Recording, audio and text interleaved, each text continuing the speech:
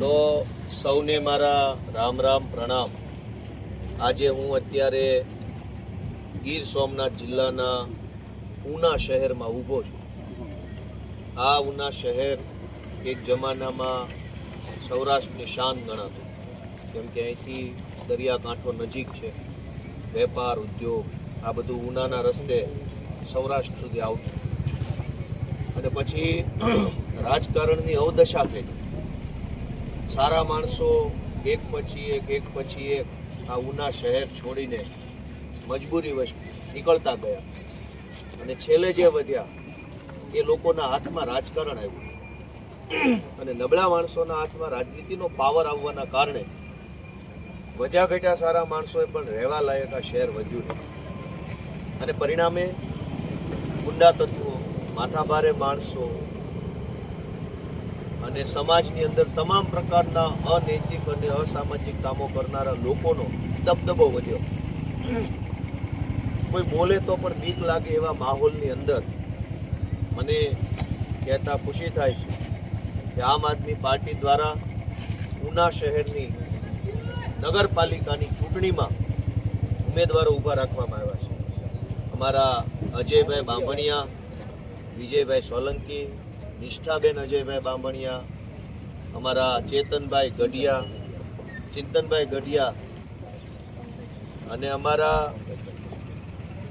આ ઉના વિધાનસભાની ચૂંટણીમાં ઉભા રહેલા ઝાંસીની રાણી જેવા સેજલબેન ખૂંટ, આ બધા આગેવાનોએ જવાબદારી લીધી છે કે ક્યાં સુધી અન્યાયને જોયા કરવો છે, ક્યાં સુધી સહન કરવું છે। ચાલો આપણે આગળ ચાલીએ અને બદલાવ લાવવાની કોશિશ કરીએ।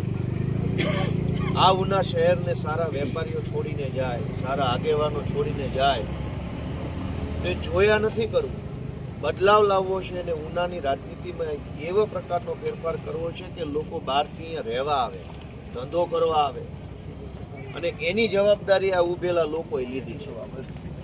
જનતા, ઉનાની જનતા, તમામ સમાજના આગેવાનો, કેમ કે જ્યારે અન્યાય થાય છે ત્યારે બધા અન્યાય થાય છે, તો ન્યાય કરવાની લડાઈમાં પણ બધા ભેગા હોવા જોઈએ।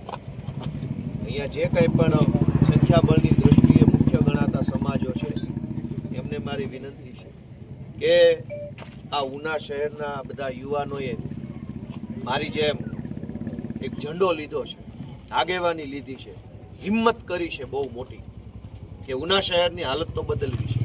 હવે આ હિંમતની કદર કરવી અને આ હિંમતને બિરદાવવી એ ઉના શહેરના તમામ સમાજના તમામ લોકોની જવાબદારી છે। અને અમારા અજયભાઈએ કે વિજયભાઈએ કે ચિંતનભાઈએ જવાબદારી લીધી, હિંમત કરી, આગળ આવ્યા, પહેલું પગલું ભર્યું, એ પછી પણ સાવરણાને મત ન આપીએ, ઝાડુને મત ન આપીએ તો ભવિષ્યમાં ક્યારેય કોઈ સારો નેતા ઉનામાંથી ઊભો થઈ શકશે નહીં, અથવા કોઈ ક્યારેય સારો માણસ રાજનીતિ બદલવાની હિંમત નહીં કરે।